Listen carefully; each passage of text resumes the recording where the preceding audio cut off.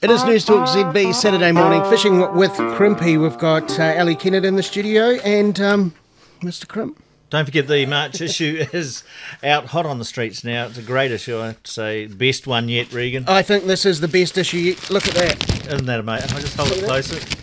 Can you see that through the microphone? All right. No. Oh. We say that every issue, actually, when the paper comes out, we go. It's all laid out on the board, Ali, up the back. You know, so it's old-fashioned stuff, you know, even though we lay it up on the computer. And it's like creating something new every month, because we just start at the front and just start filling in spaces. Whatever comes in makes up. And I think that's the organic nature of the paper, and that's what makes it so exciting. So we even get excited, and someone every month will be standing there perusing the paper and say, God, it's good. Best one yet.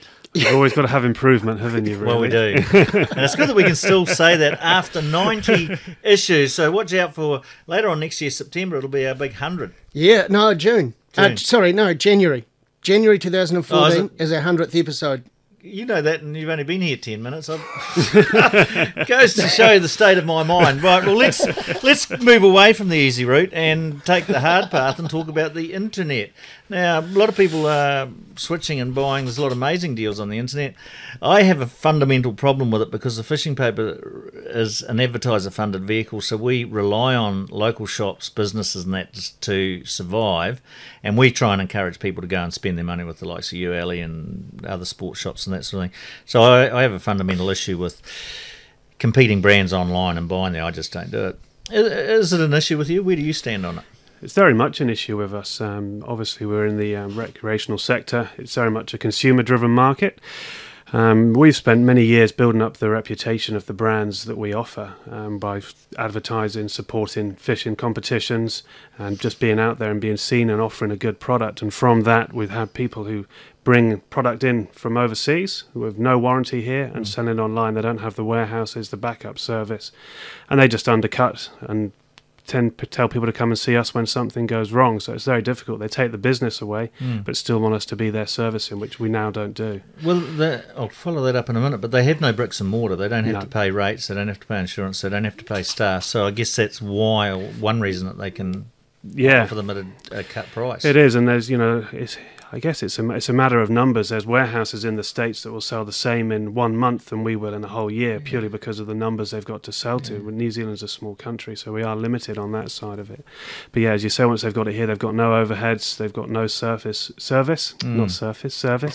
no support staff offering any help. It's really, they're just in the door and straight out to the end user. There's no cost for them. Well, the other thing, that they don't contribute to the growth of the recreation or support the management of the fishery. Like with the fishing paper, by advertising with us, we're encouraging people to go fishing.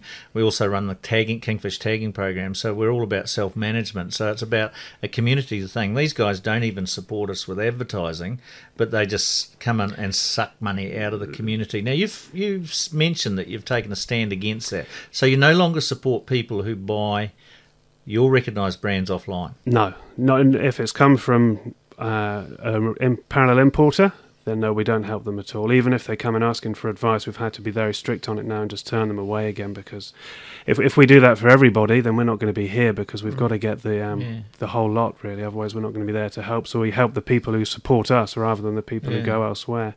I have the same opinion as you. In fact, call them parasites, really, because that's the way I see them. They leech off all the work that we've done. Yeah. Was that a hard decision for you to make? It was hard, because, and it's often hard for the customers to understand, because they don't really see it's not advertised. It's a parallel imported good, so people have to be very wary of what they're doing. But they don't understand when they come in and they say, "Well, it's a worldwide brand. Why aren't you supporting it?" And it's a difficult one.